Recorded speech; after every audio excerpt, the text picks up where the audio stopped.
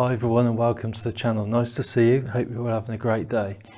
When I'm working away in Germany, I'm often asked, how is it that I can work 4 weeks in Germany and then spend the rest of the time in Turkey, the rest of the year? And I say, okay. And when I explain my story about how I do it to my work colleagues, they always say, you ought to tell other people. And I said, well, yeah, do you think anyone's really interested? They said, well, yeah, of course, why not? It's quite an interesting story.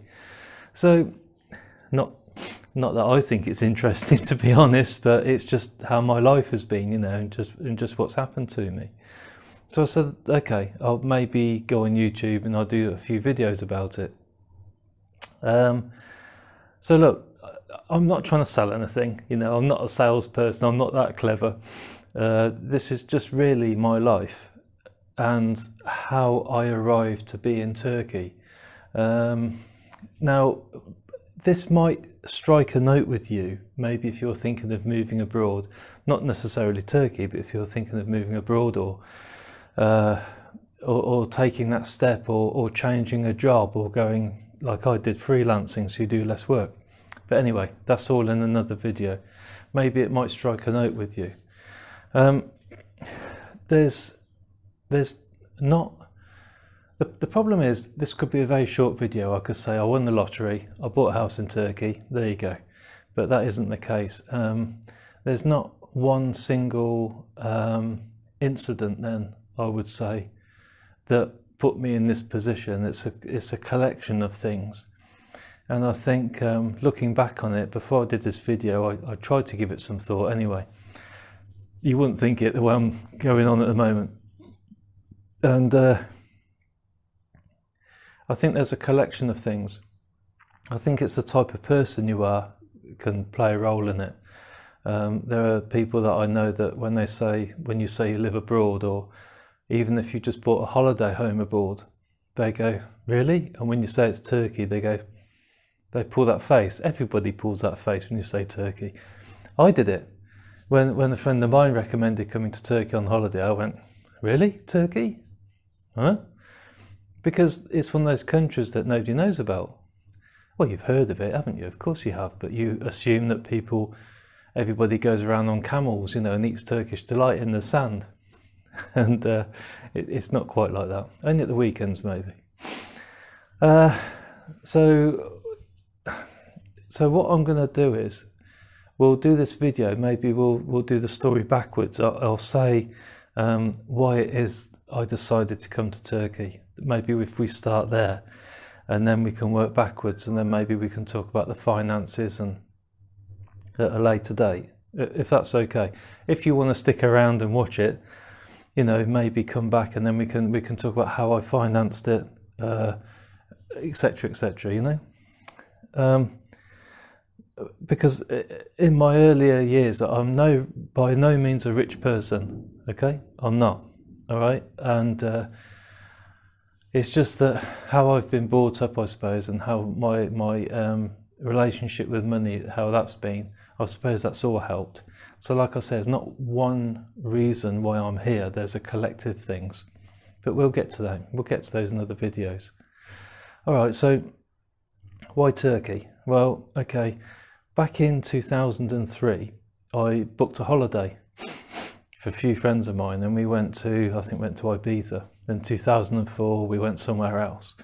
And when it came to 2005, I didn't know quite where to go. And another friend of ours, he wasn't coming with us, he said, oh, you want to try Marmaris in Turkey? And I went, huh? That face, that, what? That face, that... you want to try that, Turkey, and you pull that face.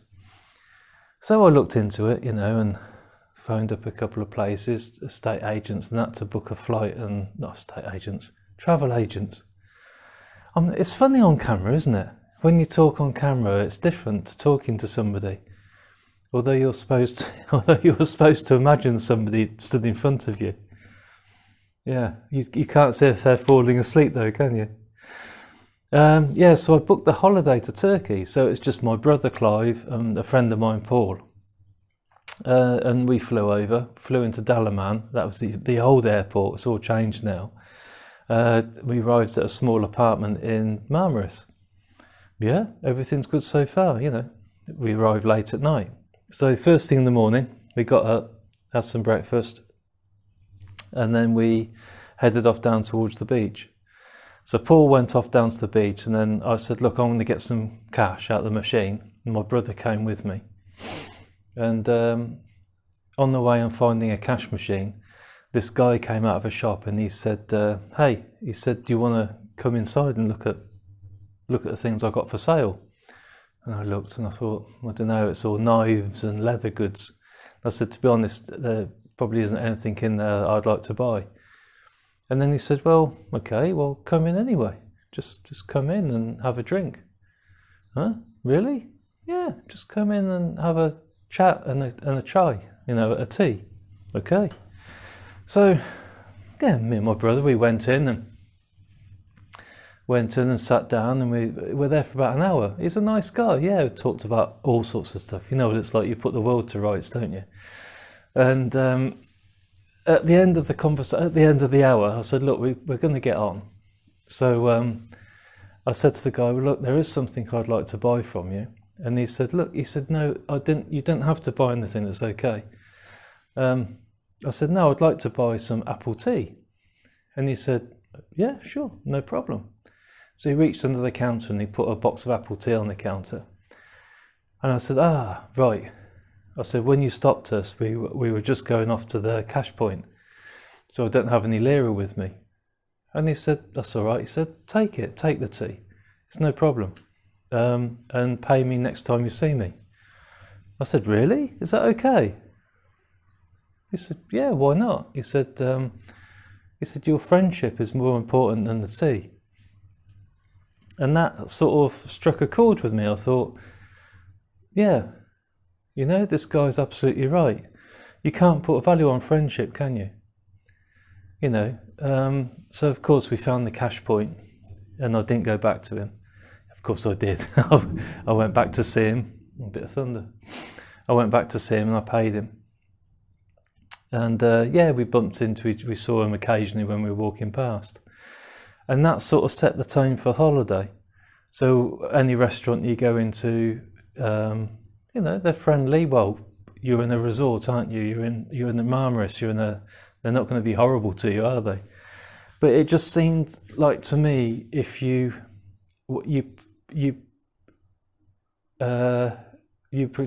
receive what you project, you know. So if you come across quite friendly and, you know, quite happy, you get that back from them. You get that rapport back. And I really enjoyed it, and the holiday was great. Really enjoyed it. Marmaris was a really nice place. People said, "Oh, it's Blackpool by the sea," but for me, there's like two ends to Marmaris. You've got one end that's got all the theme bars and the cheaper places to eat if you want. Yeah, which is great. It's great places to go. But at the other end, you've got the marina. Okay, you're going to pay a bit more money. Not much more, to be honest. And it's by the marina, all the super yachts are there, and it's a really nice place. It's a nice atmosphere, lovely atmosphere. So I wouldn't say Blackpool by the sea, not really. Yeah, so the holiday was great. When I went back home, I said to my girlfriend, I said, Marmaris's turkey's really good, I like it. Because I've been wanting to buy a holiday home for a long time. That's in the other video, that'll be in another video. Why I wanted to buy a holiday home, but anyway. So I looked on the internet again. This was in June when we went over, okay, 2005. So I booked a holiday for September. So my girlfriend and myself, we went over, stayed in this hotel, which wasn't quite as nice as the one we stayed in when I was with my brother and my mate. The apartment, it was okay, but it was a bit on the basic side, you can imagine. Yeah, but it served a purpose, you know. We were in the town centre, and it served a purpose. And I arranged to hook up with an estate agent. So we met up with the guy one morning. He came over, and he showed us a few places in Marmaris. And to be honest, yeah, they weren't brilliant, and it was busy. I mean, if you're coming on holiday, everything's on your doorstep. But if you want to get away from the hustle and bustle, if you want to wake up in the morning to a bit of peace and quiet, it's not the place to be, really, if you're going to be there for any long period of time. So we said, you know what, it's probably not for us, not this. Anyway, we got to know this guy quite well, Serdan, he's a nice guy. And he said to me, he said, you know what, he said, I'll pick you up in the morning and I'll take you to a place where I think you'll get on quite well. I said, what do you mean? He said, yeah, I think you'll be okay there. Okay, I don't know what he meant by that. So he took us to a place about 20 miles out of Marmaris, and it's called Akyaka. And we pulled into this village, and it was, wow, okay, it's really nice. Yeah, really nice place. Lots of greenery, lots of nice little houses, just down to the sea, nice beach. Hey, this is really, really good, you know, really nice place. Looked at a house, yeah, really good. It's on 3 floors, on a quiet road, supermarket round the corner, you know, not far to the beach. Perfect. I said, okay, this looks like it's for us, so I bought it. So in 2006, March 2006, we went over, and that's on my 40th birthday. So I was there for my birthday, and it was great. And we had the house for quite a few years. A couple of neighbours are English, okay, and there is an expat community. Maybe that'll be another video. You know what it's like when Brits go abroad. A lot of Brits, they like to have their bit of England in France or in Spain or in Greece or wherever, you know. For me, no, I'm not trying to escape England. I'm not trying to do that. It's just my belief is if you want to go to a country, then you should respect the laws, the culture, the people, the place, you know, and sort of not immerse yourself in it. I don't want to sound like a strange old boy, but you know, you just want to fit into the culture, you know, and that's what I liked, and that's what I like about Turkey. It suits me, you know.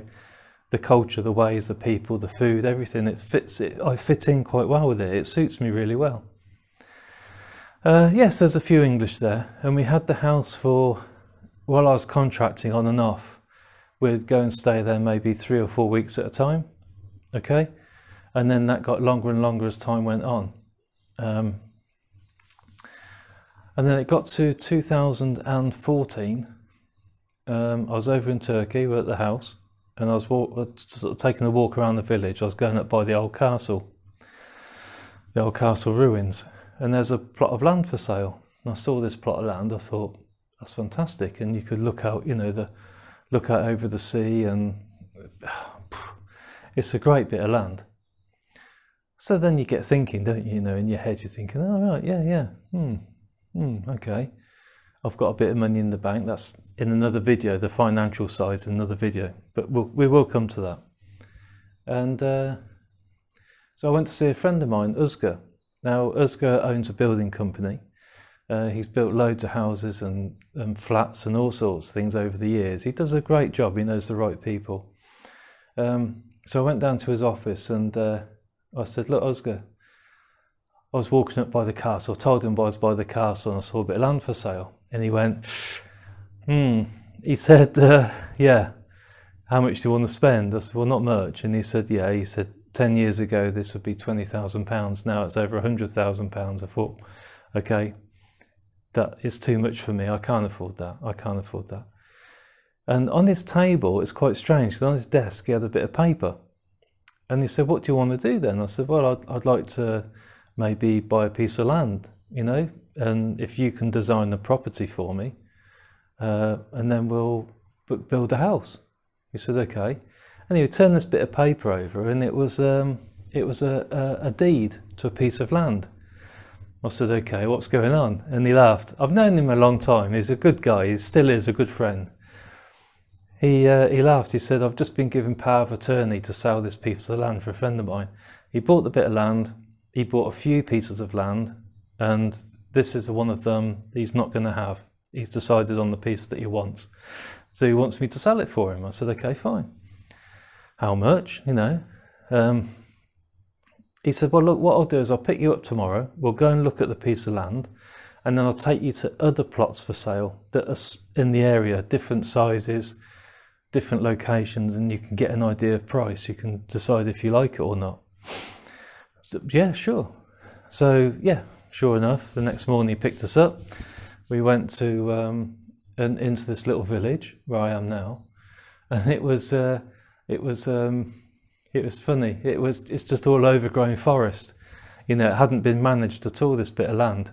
I mean, trees really close together, and a lot of undergrowth. And if you waded through the undergrowth, you could see this like little bit of metal sticking up with a lemonade bottle dropped over the top of it. And I said, is that the border? And he laughed. He said, yeah. He said, the mapping guys have been out. And the mapping guys sun's coming out. The mapping guys are these people that come out with it's like a stick with it's got like a satellite receiver on top, and you can plot where the plot's supposed to be. The plans have been done properly by the council, and so these guys will come out, they'll plot it, bang a rod in the ground and put a lemonade bottle over the top so you can work out the plot. So I sort of looked around at this bit of land and thought, yeah, it's nice. It's on a slight hill, Yeah, it looks really good. So we looked at other plots, and I really liked this plot. And I said, okay, I'll buy it. So that was it. I got the ball rolling. So that was 2014. I sold a car in the UK to buy the piece of land, and then I had to sell my house in the first one, Akyaka, to help build this house. And then I really had to go back and do a bit more work. Not my 3 or 4 weeks a year. I had to go and do a few months' work, through 2014, through 2015, just to get a bit of money together and then finish the house. But the process was really good. Yeah. Maybe I should do another video on the buying process. I'll tell you quickly. I'll tell you very quickly. The piece of land I've got is 430 square meters. So it's not huge. Okay, it's not massive, but it's 430 square meters. And when you buy a piece of land, you get a percentage of footprint of what house you can have. All right, and this was 12.5%. So it worked out about 55 square meter footprint. Okay, so, but the house has to be 3 meters from the back borders and the side borders. It can't be closer than 3 meters to the border, and the front border has to be 5 meters. Okay, so that's so you can't have a house next to a house. You've got to have this gap, which is good. I like that idea. So we wanted the pool as well. So we had to do the border 5 meters, then the pool, then 2 meters, then the house. Then the back of the house is 3 meters to the back boundary. So it all fitted in there okay, just about. And then of course we've got it on 2 floors. We've got the ground floor, it's just a kitchen, living room, downstairs toilet. Upstairs we've got 3 bedrooms and the bathroom, crammed into 55 square meters, okay, but it's done very well. And the basement is the complete size of the house. So what I've done down there is I've put another bedroom down there. Why not? Okay. And it's not a dingy basement. It's like the ceilings, all the ceilings are over 3 meters high in this house, so it's quite spacious. It gives quite a nice feel. Yeah, so of course he drew some plans up. I said, yeah, okay. And they started 2014. Fast forward to 2016, so that's on my March, so that's on my 50th birthday. So when I was 40 I was in Akyaka, and now I'm 50 I'm in this new place. So yeah, it's funny, strange. The house was nearly finished, not quite, decorators have been round, etc. Yeah, So I've done that, and then got the garden with Kyrak, this like stone, you know, got the pool finished, and then we could move in, then we could live here. So initially it was a case of spending more time here on holiday, you know, and then over the last 2 or 3 years I've spent more and more time here, and it's really good. Yeah, really good place. So hence why I work for 3 or 4 weeks in the year, because the cost of living here is very good. Yeah, the interest rate in the bank is about 10% on your savings, which is great, and the cost of living is really cheap. So I can work in Germany, earn some money, and that's plenty for what I need for maybe 2 years, just on a few weeks' work, which is terrific. You know, it's terrific. But the financial side of things, although it's important, it's not the only reason I'm here. You know, it's more than that. I'm here for more than just money. I wouldn't come here just because it's cheap. You know, like I say, I like the culture. The people in the village are fantastic. They don't speak any English, and I'm the only English guy here. And we communicate absolutely fine, no problem. And I can speak a bit of Turkish, and I can get by in shops and restaurants, no problem. But for them in Turkey, no one's interested in what size house you have or what car you drive. No one's interested in that. It's all in here. You know, if you're a good person in here, that's all that counts. And for me, that's everything. That's everything. You know. Yeah, I think that's the main reason I like it here. People seem to be happy here. You don't see I'm getting political now, aren't I? You don't see the poverty. You don't see food banks, or there's no need for it. People don't need it here. You know, people tend to look after each other. When I'm driving through the village, you know, there's a guy down there, he'll stop me like this, and then he'll go and get me to, he'll give me a watermelon out of his garden, you know, or another guy will stop me and he'll get a bag out of his pocket, he'll fill it full of oranges. You know, it's just what they do. It's an abundance here, you know. In Turkey, it's the giving hand, which is the main thing. So that's what it's all about. I don't know, in the UK, I'm not knocking the UK, okay? I like England, and some of the people in England are just fantastic. But it just seems for me now, people want to take all the time. Like here, it's what can we do for you? In England, it's what can you do for me? Yeah, so... But anyway, I think I've rambled on enough now, haven't I? If you're still with me and if you're still awake, well done, thank you. I've gone a bit dark as well, by the look of it. Yeah, I need to sort this camera out. My phone, I should say. If you wouldn't mind, stick around. And then the next video, I'll try and explain the next stage, how I sort of got money together.